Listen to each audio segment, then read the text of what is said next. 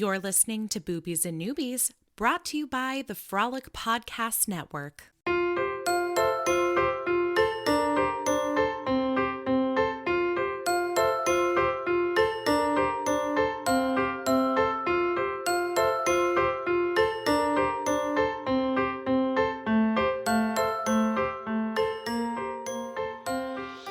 Welcome to Boobies and Noobies, the podcast that asks novice romance readers to think outside the dick in a box and brave the unbridled world of erotica. I'm your host, Kelly Reynolds, and today we are diving into another steamy spotlight author interview. Seeing as December is just around the corner, I feel it is my romance responsibility to remind you that our 12 Days of Boobsmas holiday special is just around the corner. The 12 Days of Boobsmas is a joyous time that comes but once a year, pun intended, as we celebrate and review and give away 12 holiday romance reads all in the month of December. Now, as with anything, the best way to find out about what we're reading next and when it's happening is to hop over to the Boobies and Noobies social platforms. You will find us at Boobies Podcast across them all. You can always catch up on past episodes of the podcast on our website, boobiesandnoobies.com, or on your favorite podcast app. If you're a fan of the podcast and you've got a few minutes to spare, I would greatly appreciate a 5-star review on Apple Podcasts. It truly is the gift that keeps on giving. And lastly, if the holiday spirit has really got a chokehold on you, and I mean a sexy chokehold, you might consider supporting Boobies and Noobies on our Patreon page. Plus, not to toot my own horn, but I've got some exclusive holiday treats planned for my patrons, so now's the perfect time to subscribe. Now, all that being said, let's put a pin in holiday talk and bring on the Hollywood talk. More specifically, the fat rep in Hollywood talk, my favorite kind of Hollywood talk. Please join me in welcoming today's guest, Olivia Dade. Shipwrecked marks the third installment in her spoiler alert series.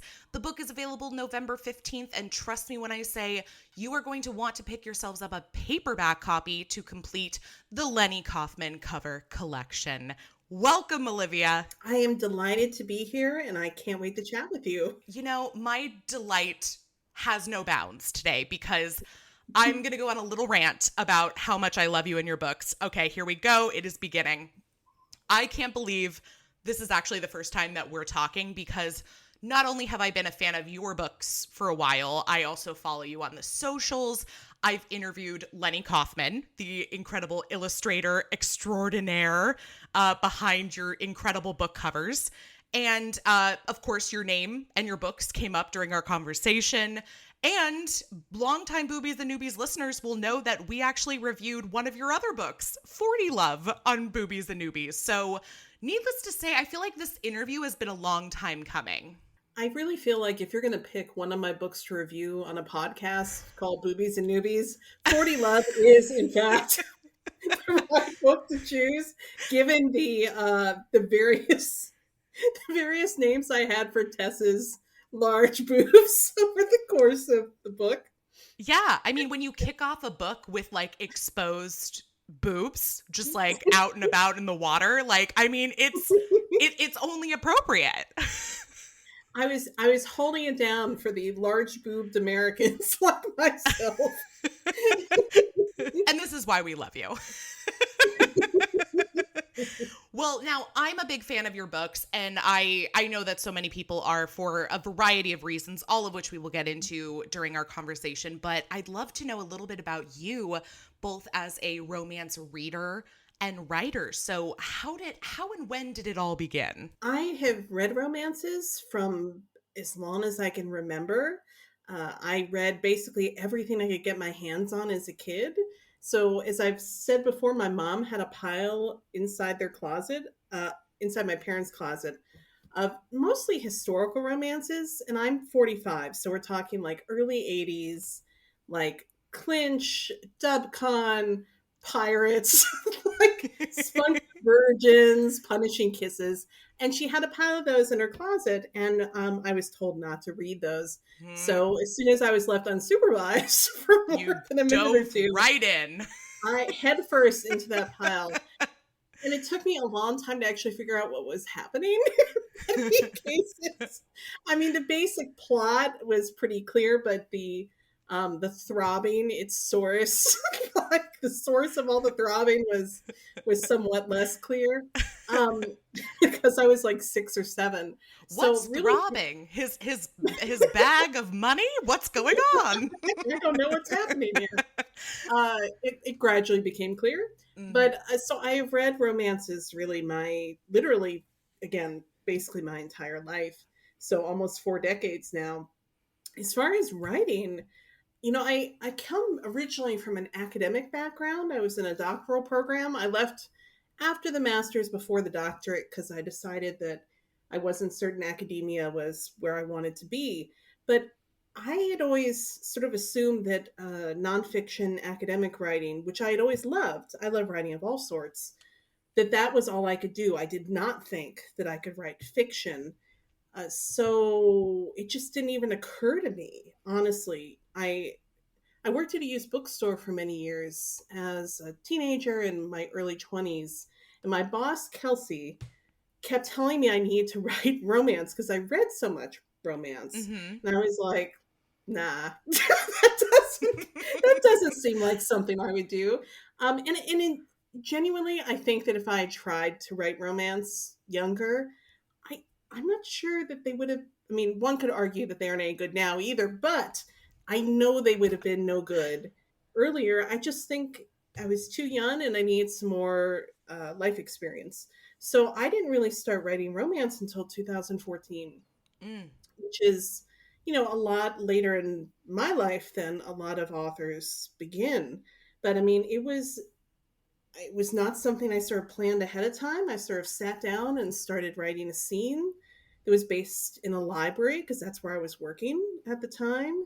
And it was sort of a sad scene because I was depressed at the time. But there was a love interest because I believe very strongly in love interests, any book that I write, that I read.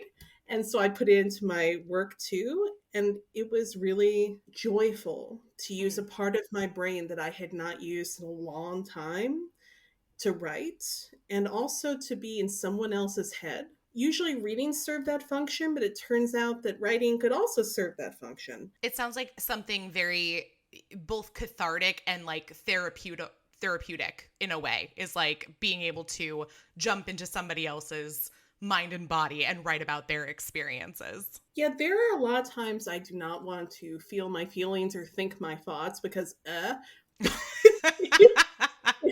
it's much better to sometimes to it is very relaxing, and I sort of feel like it just cleans my mind out Mhm. some when I've been in someone else's head for a few hours. If a book is really going well, if I feel immersed in the story, just like when you're reading. I mean, you emerge from it and it's this period of calm. And yeah, it felt like I was using a part of me in my brain that I had not used since I left graduate school. And Mhm.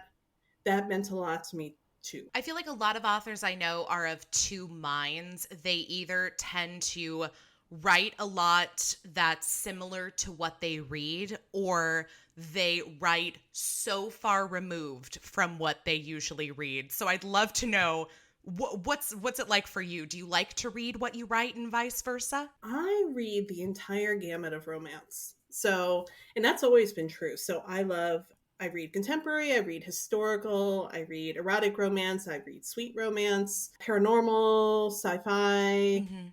basically anything. I'm basically delighted if it's a good story. What I write is sort of a small part of what I read. Mhm. I will say that they're probably never going to be published, but I have written a couple of sci-fi romances. Oh So I wow. do occasionally write in other genres, and I have an idea for a paranormal romance that if I can muster up the time and energy, I'd like to write between books for Avon.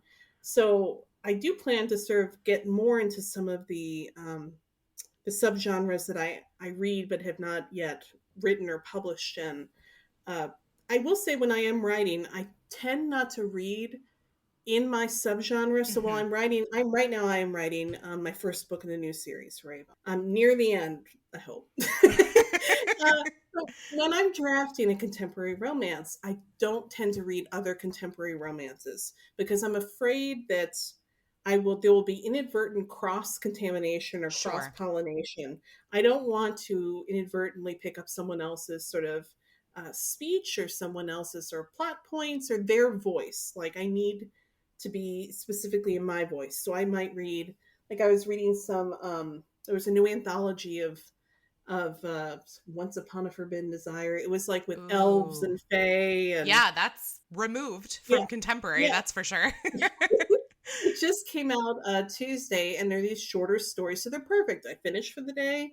I read a short story, relatively short story. I go to bed, wake up, start again. But it's not something like it's not like suddenly my character is going to be like, "Whoa, like there's a fae over there." How That's did they weird. get here? How did that only come up after 300 pages? I was just having that conversation in terms of music and podcasting with my mom the other day because I was telling her that I'm a teacher as well, and when I grade papers, sometimes I have to turn off the podcast I'm listening to because I'll find myself start typing like, and then they found her body behind the door. And I'm like, oh my God, this is just supposed to be like a positive feedback response on a poetry assignment. Yes. Yeah, I mean, the brain sort of like my brain sort of soaks in a lot of things and then eventually sort of merges them together into a story. And I just want to make sure that one of the things that is not sort of topmost soaking in is someone else's voice. Mm-hmm. So, yeah. Yeah. Yeah, no, that's a great point. And I think a lot of writers would agree. And like I said, for me, it's not even just what I'm reading, it's also what I'm listening to and what I'm watching as well, which I feel like is why when I'm writing, maybe a more romantic scene, I tend to be watching true crime at night or mysteries. I've been on a rewatch of Monk lately. So it's a very far removed from what I'm actually trying to write, and it works. So whatever works for you, I think is fine. Now, let's talk about your new release, Shipwrecked. And without giving too much away, would you mind giving a brief synopsis for the upcoming release? Sure. Some of this is going to possibly sound like a spoiler, but it is not because it happens literally on the first page or Mm-hmm. the first chapter. But so the spoiler alert series is based on features at least one cast member each of the books from a sort of blockbuster fantasy television show that, as I always say, is not Game of Thrones, but is not Game of Thrones, called Gods of the Gates, and its final season basically is tanking. Um, but in this case, it's not as much about that, unlike the previous two books. In this case, we have a LA actor named Peter and a Swedish actor named Maria. And Maria comes to LA and goes to a sauna because she's intrigued by what LA considers a sauna, Swedish sauna, and sees Peter there, and there's instant connection. And they end up having a one night stand. And Maria is very pragmatic about these things, and she sees no future for this because either she's there to audition for a role in Gods of the Gates, where her character would be shipwrecked on a desolate Irish island for potentially years at a time. So if she gets cast, she's not going to be in LA, and if she doesn't get cast, she's going back to Sweden. So there's no point in this. So she, as they say, hits it and quits it, and does not leave any sort of contact information, doesn't even tell him her last name. And Peter was hoping for more than that, and it sort of reminded him of things that are a little painful for him, and he gets pissy. And then he shows up at his audition the next day, and it turns out that the person that he's having chemistry auditions with, one of them is going to be Maria. And they are cast to be the only two actors basically interacting only with one another in a small crew on this Irish island for 6 years. It starts out incredibly awkward and goes from there. And then there's a time jump where they reach sort of a sort of point in their relationship where things sort of stay stable for a few years, and then you jump ahead to the end of the series to sort of pick up at the end of filming and the press junket afterwards, when things sort of explode after 6 years. Yeah, it's amazing how great synopsis, by the way. And I'm sure it's very difficult to give a synopsis for a book that spans like several years in one story. But yeah, you covered a lot in there that I definitely want to dig a little deeper into, because obviously Shipwrecked is the third book in the Spoiler Alert series, preceded by Spoiler Alert and All the Feels. And this is very much a series about the people in and around Hollywood, which I love because I used to work in Hollywood. So I both have a massive appreciation for the amount of work that goes into any given project, as well as know all the bullshit that happens behind the scenes. So let's start there. And I'd love to know what inspired this series as a whole for you. Like, did it start with the fictional show within the book, Gods of the Gates, or was it just wanting to write something about Hollywood? So there came a period. We moved to Sweden in 2018, my family and I.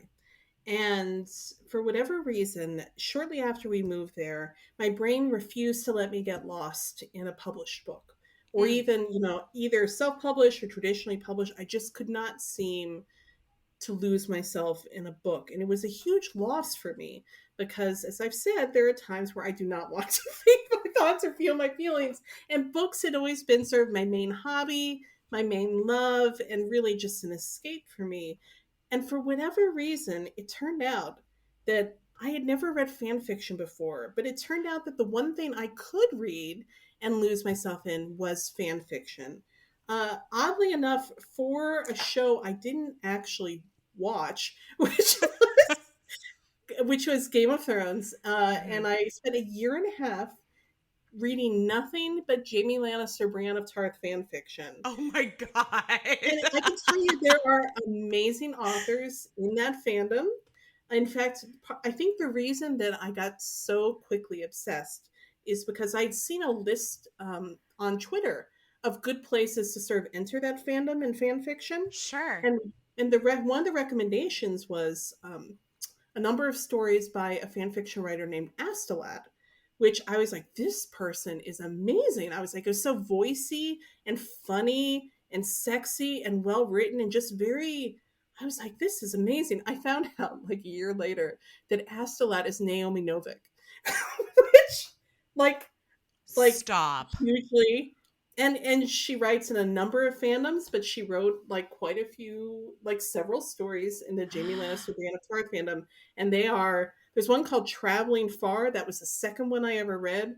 And it's wonderful because it's it's an incredibly talented professional author. And although I will say that some of my favorite stories in the fandom were not by published, either self or traditionally published authors. They're just really talented people who really care about their writing and who are trying to make their writing better.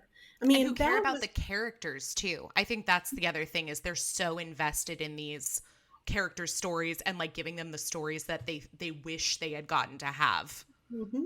And just enormously creative, like taking the central dynamic, which in my case for the Jaime Lannister Brienne of Tarth fandom are these two characters, the central dynamic, and then spinning it out into literally infinite possibilities. It could be, post-apocalyptic, vampires, Regency House Party. These are all ones, Korean War. These are all ones that I read and particularly enjoyed. There are of course there's always the bakeries, the coffee shops and stuff. Well, sure. But I mean, just there's the huge creativity of sort of taking the central sort of dynamic and germ of a story and then expanding it out into entirely new realms, but still being able, in most cases, in the really good ones, being able to recognize the characters and the things that you love about those characters, the reason you want to read fan fiction about them, takes an enormous amount of talent. It takes an enormous amount of time. And I didn't ever join any of the groups because I didn't want them to I didn't want to feel like I was taking advantage of people or spying on them. But you could see in comments people making comments to each other, like beta reading for each other, and that they had Discord servers, and that they took the craft of writing and these characters extremely seriously and formed communities, like supportive communities around it. And that was very inspirational to me, and in fact reminded me a lot of Romance Landia. Like, Absolutely. The whole time you were saying that, I was thinking, wow, just like with Romance Landia, just like with romance readers. and in fact, one of the things I love most about romance is sort of a parallel thing to fan fiction, where the only real thing in romance, the only real rule, is people in love, happy ending, even if it's just happy for now. But you can spin that into infinite stories. Again, science fiction or erotic or mysteries or adventures or all these things. They're still romances. They still have that central dynamic that you want, but it can be anything. The beauty of romance is that it encompasses every other genre. Any genre you love, you can find in romance, which is why I've never gotten tired of reading romance, because there may be times I'm tired of reading contemporary or historical, but then I can go read some mysteries or romantic suspense, or I could read, sci-fi romance, whatever. And I found that same sort of feeling within fan fiction. I was incredibly impressed. And then I had to come up with a story proposal for for a submission to publishers. I had written 40 Love, which you reviewed, and I was going to shop it around to publishers. And my agent said, "Well, we really need proposals for 2 follow-up stories." And I was like, I know nothing but fan fiction. I know nothing for the past year and a half I read fan fiction. And so I was like, I had kind of jotted in my notes like 2 sentences about like guy who writes fan fiction about his own character. But I was like, I had that. And then there was another one, which was actually the second story was meant to be Marie and Peter's story. It's just that Alex elbowed his way into the second book. He does that. But, bless him. But so the Marie and Peter thing, I was like, the Jamie Lannister Brienne of Tarth thing, they're like trotting across Westeros together. Like she's leading him across Westeros in chains, and then they have these adventures. It's basically just the 2 of them. Like in these scenes, a lot of the time, it is just the 2 of them. And so I took that sort of idea and then expanded it out to, well, what if these actors basically are stuck on this island together for 6 years? What would be the most awkward way to begin that? And then it was like, well, this is a one night stand way to begin that. So I shopped it. So I wrote up like proposals very quickly for those 2 books, as opposed to the book 40 Love that I had labored over for months and months. And as it turns out, publishers did not actually want 40 Love, although I still love the story. They wanted the follow-up proposal books, which, to be fair, were only the most tangential relationship to 40 Love. The original name for April's character, in spoiler alert, was Belle, who is the best friend of Tess from 40 Love. So Belle's backstory is really April's backstory. But when a traditional publisher picked up the proposed books, they wanted to separate it from my self-published books, so I couldn't have that crossover. So which is why poor Belle gets left sort of without really a happy ending, because her happy ending was meant to be April's happy ending. Which you better believe we talked about her in our 40 Love episode. We were like, I hope she gets a book. I intend to write her another book. But I know I never meant to leave her. Like, that's exactly why I didn't want to leave a character sort of in that state without intending to fix it, which is, again, why I wrote spoiler alert, but then they're like, nope, not Belle. So we don't want her. Oh no. Well, I'm gonna keep my fingers crossed that that Belle gets her redemption. I hope one of these days. I mean, originally April was a teacher, and then when she couldn't really be a teacher anymore, I was like, I started thinking about all my friends and what professions they had. And my friend Margreta Martin, is a geologist in San Francisco. And I was like, how would you feel about me like borrowing your professional life? And luckily she was very kind about it and Yeah, willing why not? because I mean I know about teaching. I know Yeah. about being a librarian. There are a lot there I bounced from job to job for a while. So I know a lot of professions, but I did not know. I wanted to, as long as I was going to this entirely new realm of a place that I had never been, in an industry that I know nothing about, I was like, you might as well just give her a job I know nothing about too. Let's do this.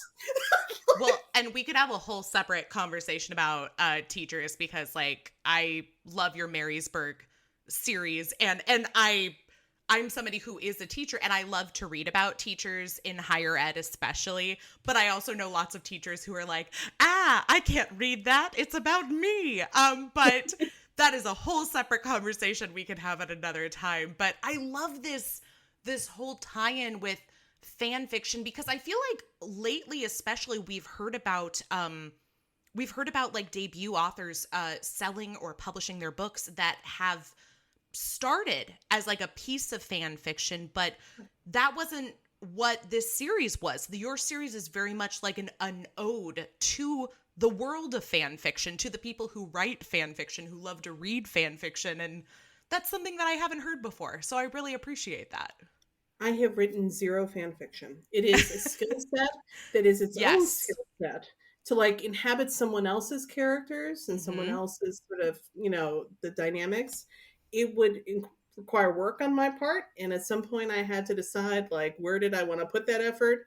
And I decided that I wanted to put an effort into something that might potentially make me money. So, Fair enough. although, I mean, honestly, you're right. There's, if you look at some authors like Allie Hazelwood and all, Mm-hmm. very talented authors who sort of, their fan fiction, transferred beautifully over to Right. romance. So maybe I should have, but I did not.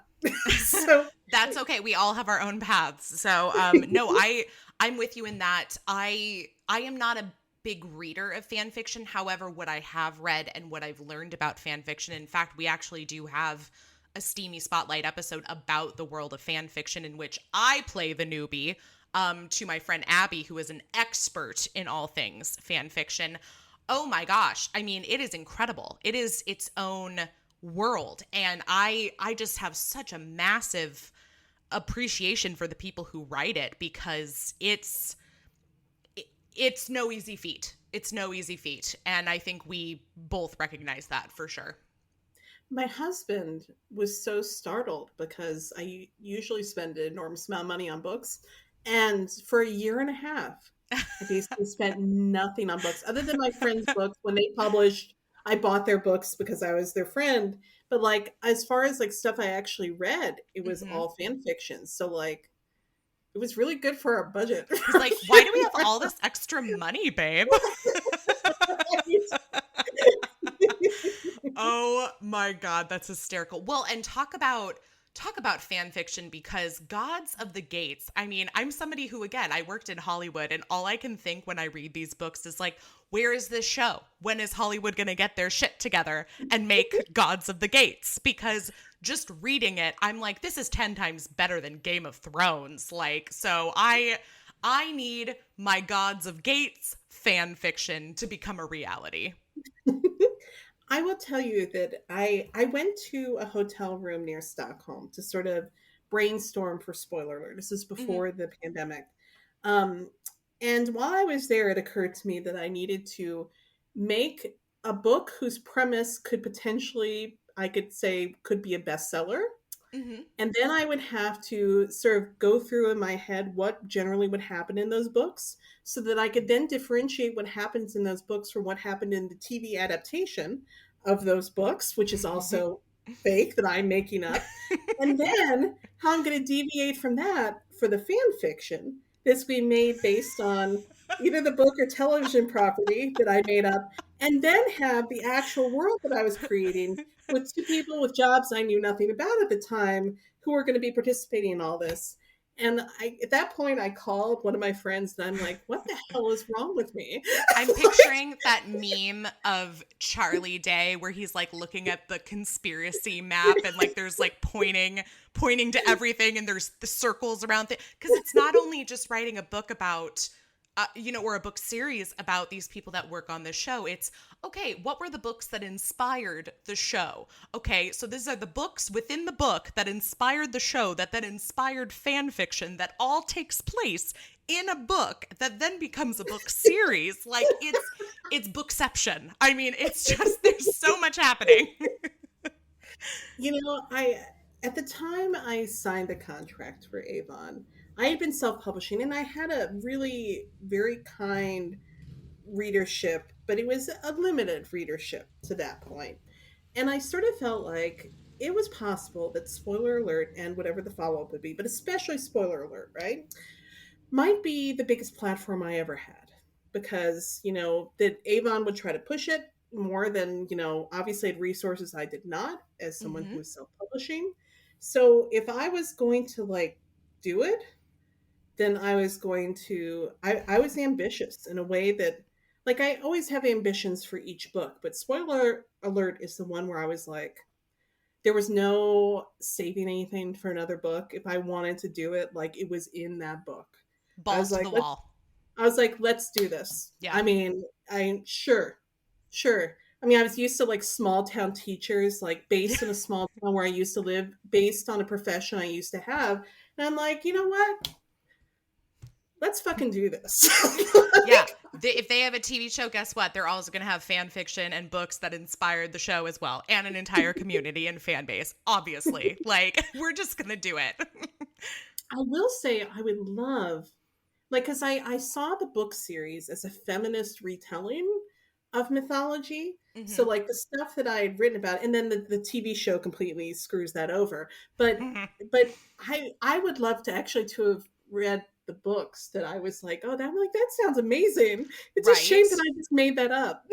God, and honestly, I mean, again, could be a whole separate podcast, but the idea of taking something that's like branded as like feminist literature and then bastardizing it for television and like removing that part of it. Oh boy, that's a part of Hollywood that's way too real for me. No. And that was another one of my little things I added in just because I was like, well, why the hell not? Which is Yeah. all of Marcus's terrible movie scripts, which were there in part to add humor because I Mm-hmm. was concerned it was a little too serious without that. So they're partially there for humor, but also the movie scripts, like my sort of thing I had sort of connecting all of them is the various ways that particularly like female characters in movies and television shows basically get screwed over. Yep. So like a lot of fridging, a lot of like weird objectification and like all Always. these basically Mm-hmm. the manic pixie dream girl who Yep. basically is there just to bring light and fun to a male character's life but has no inner life of her own. In fact, I even named her Pixie because I'm like, why not? Ah, ha, ha. So I had a lot of fun doing that too because I got to sort of yeah, it was just another thing. I'm like, why not? Yeah. Stick it in there.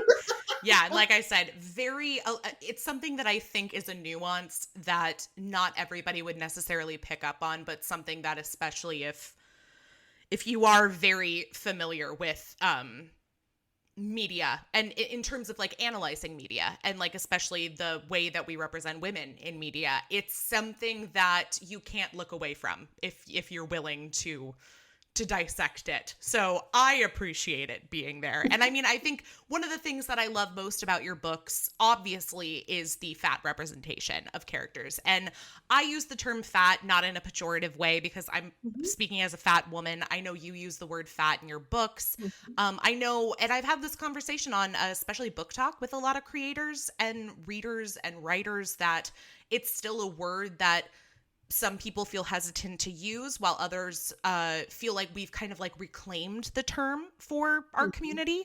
So, but what I love especially about Shipwrecked is that you've included both you've included fat rep for both men and women. mhm. And I love that. I think we've definitely seen in the last few years an uptick in terms of plus size romance when it comes to female representation. I don't know if we've necessarily gotten the same amount for men. And I really enjoy seeing both of them. And not only that, but seeing them together, that we can have two fat characters. It's not just one, but two of them existing and loving each other and each other's bodies. And that's what I really loved about this book. You're right. I mean, I think that romance still has a way to go when it comes to fat representation, even for female characters. But especially when we're talking about male main characters, they're basically all ripped. Like all of them. I mean, there are some exceptions. Weather Girl by Rachel and Solomon, male character is fat. Zenny by Rebecca Weatherspoon has a fat male main character. Marie Lipscomb writes fat male main characters. Yes. So there are exceptions, but the fact that I can kind of list most of them, like those authors and those books, is a sign there is a ways to go, because I think, we haven't, it's one thing to say, like, you know, female characters should love themselves and can be desired and loved at any size. There's no size beyond which you're no longer lovable or desirable, and you can't have a happy ending anymore. But it seems like the message that you would get from reading across romances is there is a size beyond which men don't get to be desirable anymore. And given that a lot of us, you know, I think that's unfair, even if you had no husbands, sons, brothers, fathers, whatever. But a lot of us have people in our lives who are not thin. A lot of men in our lives who are not thin, who are very lovable and desirable. And there is male readership of romance. And writing romance, but there's also male readership of romance. And also, I think it's important to sort of train your brain to see on the page that people who, you know, like body normalization is very important to me on the page. And even within fatness, body normalization is important to me, like periods and, you know, injuries. And, you know, Maria is, you know, does not shave. Oh, I loved that about her. I thought I was going to get so much shit over that. I can't even tell you. I was so shocked that, like, basically very few people even comment on it. And I'm like, how often do you actually see, like, contemporary romances with, I was surprised. I mean, I'm happy that I haven't gotten a lot of pushback about that. But yeah, so body normalization is something that's important to me, and that's true for men. You know, men, women, people of all genders. I agree. I think we've reached a place where people are starting to have these conversations a lot more openly, and expressing, both in a positive and negative way, how they feel about certain things when it comes to body types, when it comes to the way we represent race in different characters, in different stories. I am especially still reeling over the fact that people have issues with the fact that the actress playing the new Little Mermaid is Black. Like, it's been all over my TikTok feed lately, and I know that by the time this episode comes out, I would like to say it'll be a thing of the past. However, who knows? But I think it's important to have these conversations. I love the fact that Maria doesn't shave. I love the fact, I'm thinking back to 40 Love and the fact that there is a whole section of the story where she has her period and he basically dotes on her. And at the same time, you can still, what I love about these stories is that they still find their partners desirable. It's not a turnoff. It's not, I love you in spite of this thing. It's, I love you and you also happen to have a period. Like, I mean, it's just recognizing that these people exist and respecting the fact that they exist, which I think is something that fat people in real life face issues with all the time, from people who aren't fat and also from other people who have internalized fat phobia. So it's nice to see people getting represented in their stories and also getting to fall in love and have sex and have people love them for exactly who they are, not needing them to change in any way and not necessarily wanting to change who they are either, because that to me is always the sexiest thing, is to read about somebody who is perfectly content and absolutely loves the way they are and what they look like and, you know, what they do. That it is a confidence I aspire to have every day of the week. And when you find that in a partner, oh God, is that a sexy trait as well? The things that I assumed would make it very hard for me to be in a relationship are some of the things my husband appreciates most about me. Mm, It is difficult if you have not necessarily grown up with sort of radical acceptance of who you are. It is difficult actually to sort of take it in because you sort of don't trust that, like, well, that can't be true. You must want mm, me to change.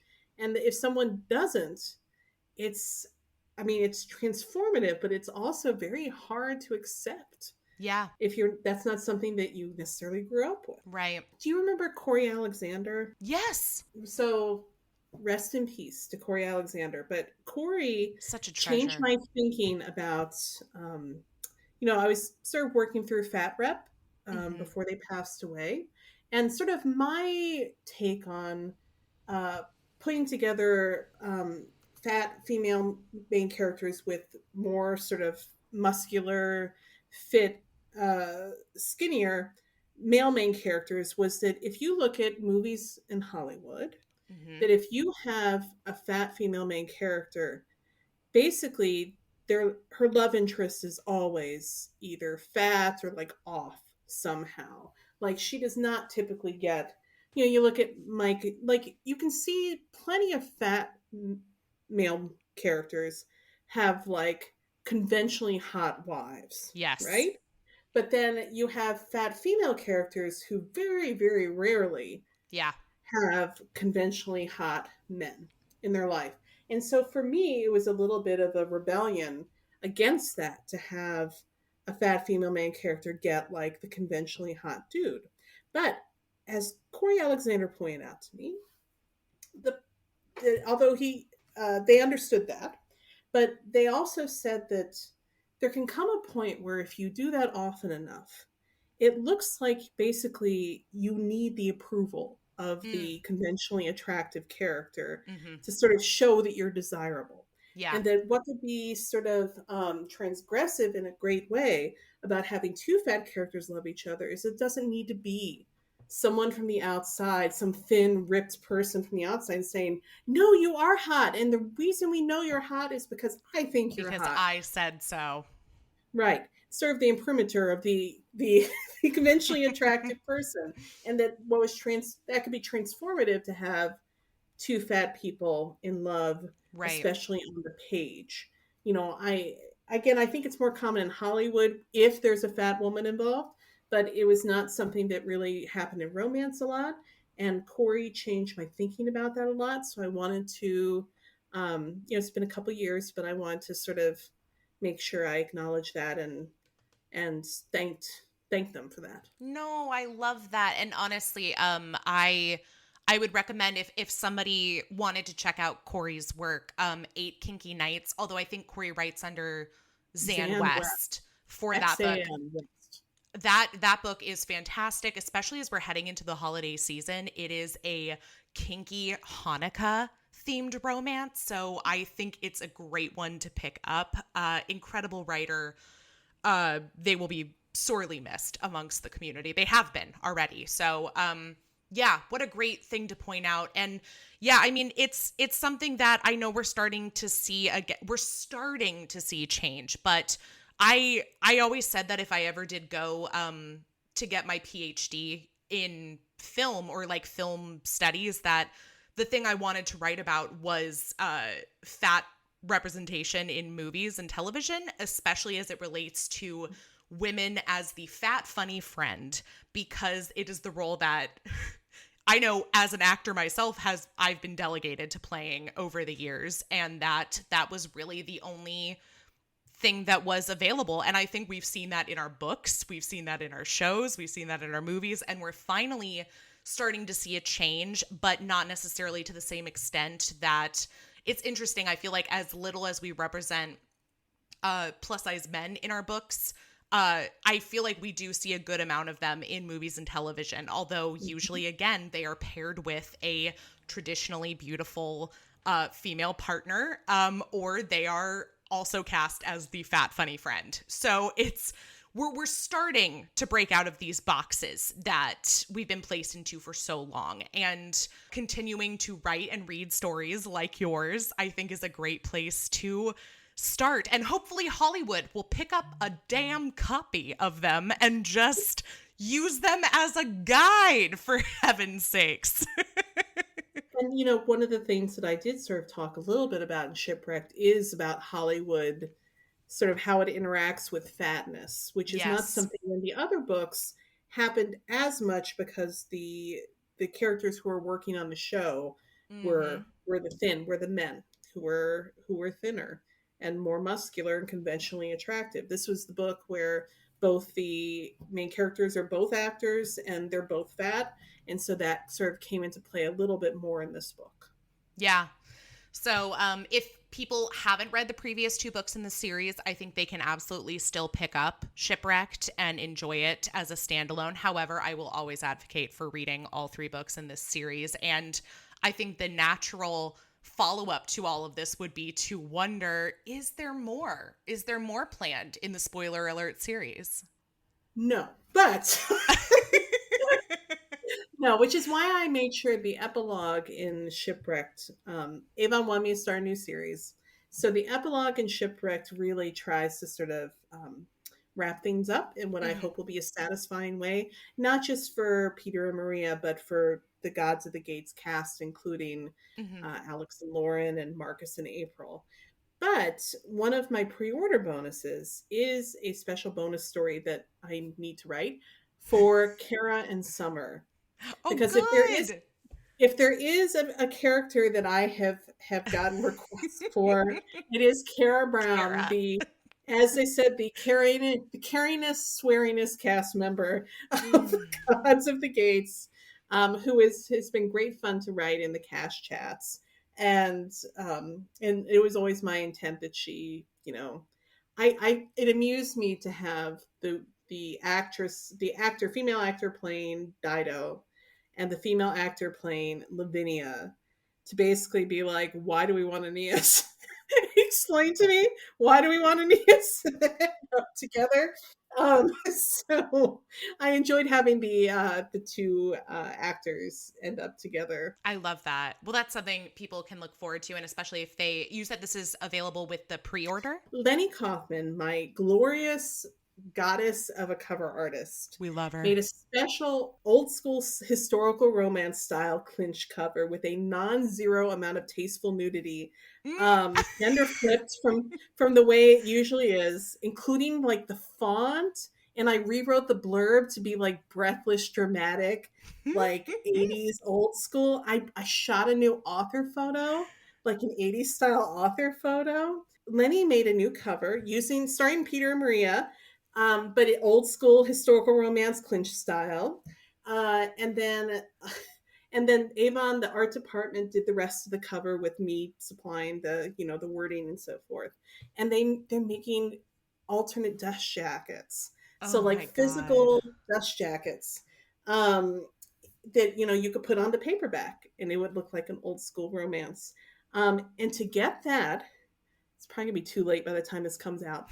But I don't know. We'll see. But to get that, you need to pre-order from Love's Sweet Arrow, We love them. and that's how you get that, and also a signed book plate. And if this is before my book comes out, you can still sign up for the rest of this. Though, is that if you want a digital copy of the book jacket and the bonus story, then if you're a U.S. resident, any sort of version you buy, audiobook, ebook, paperback, you go to Avon's landing page. It's all on my website on the the homepage, and you register there, and you would get that when the book comes out. If you were an international reader, or you request that your library buys the book because I don't want to leave out library readers, then you sign up on my Google form because Avon can't legally do it.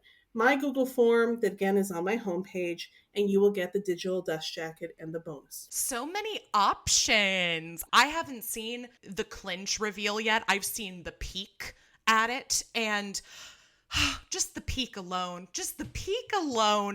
titillating. The fact that Maria has her fist in his hair is, I am biased, but like I'm so excited about it. Well, and people know, whether or not you know her name, people know Leni Kaufmann's covers, and they are beautiful. I mean, obviously Olivia knows, and they're gorgeous. So I've seen Leni do some more historical romance covers before. So I'm intrigued, and I can't wait to see it. And good golly, I'm going to have to go pre-order it now from Love Sweet Arrow, so I make sure I get everything. And I'm excited. But since you mentioned how people can order, and I know you said you've got links on your landing page, this might be the perfect time for you to mention where people can find and follow you and sign up for all the goodies. So the best place to find me is my website, which is just oliviadade.com. My email is oliviadadeauthor@gmail.com. The only social media I'm on is Twitter.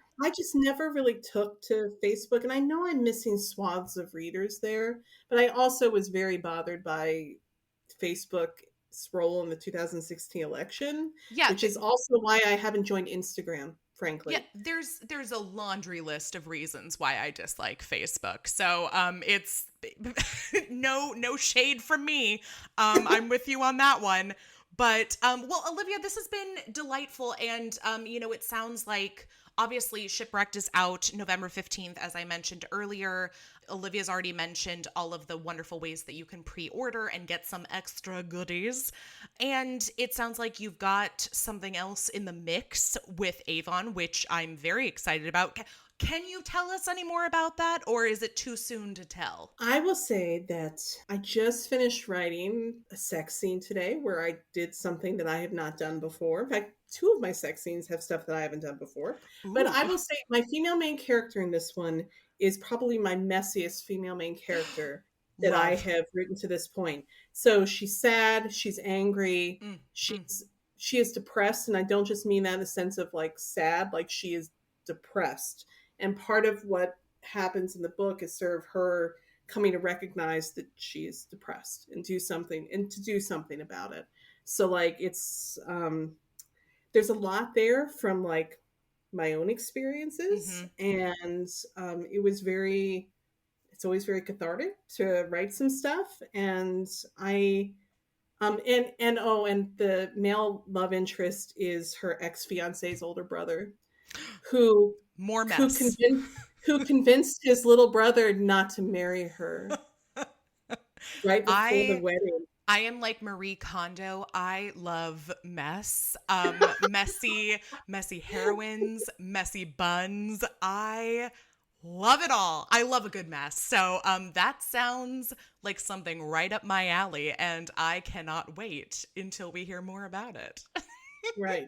I think I'm like 5-6 chapters away from being done. It is way too long. Like, way too long. I'm going to have to cut like a lot. Who knows? It might be 2 books. All the Feels was originally, like, my books are about 100,000 words. All the Feels was originally, my draft was 133,000 words. Oh boy. There is nothing like looking at this book that you just like, and being like, a full quarter of this book is going to end up on the floor. We'll see. A lot of it's going to have to go.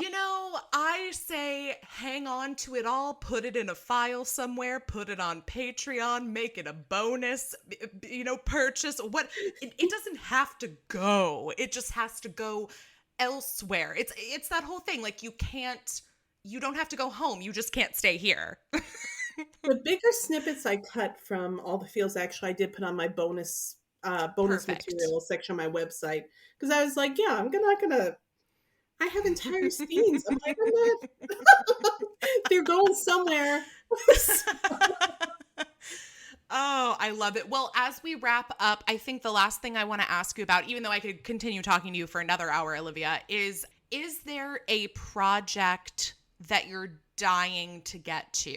The dream project, let's say, something that kind of lurks around your brain at night. I do want to write a paranormal romance. I have a couple of ideas, but I have one idea that I really, and I don't want to, but I have an idea that I'm Okay. hoping I can write that between my Avon books, because I would really like to get that I'm on. hoping you can write it too, because I'm here for it. Yeah, I don't want to, before I've actually written it, I don't want to. But cuz things change too as you write. But yeah, I'm excited about Sure. that. So keep your fingers, please, like wish me luck for, like, the winters in Sweden are very hard on me. I think Sure. seasonal affective stuff is very Hmm. difficult on me. So sometimes it's hard for me to work a lot because I'm depressed. So I'm hoping that this winter that will not be as much of a problem, and that I will be able to write more over the winter. So here's hoping by next spring I will have another book. Well, and when in doubt, you can channel Maria from Shipwrecked and just play ABBA, because ABBA sexual is a word that's going to stick with me for a long time. And I can't wait for people to read it. But I feel like ABBA could cure anybody's depression. You know, Kelly, I may not have, like, there may be things in my book that you have read elsewhere, but I am almost 100% certain that no other romance you've ever read has Maria's term of endearment for Peter, which is wheat stubble. It looks like skit stubble, but it's wheat stubble, which translates as shit boot. As a term of Mm, endearment, but that is her term of endearment for him, and yeah. I feel like that is breaking brave new ground in the romance world. This one's for all the shit boots out there. Signed Olivia Dade. That'll be my thing. Like, don't be a wheat stubble.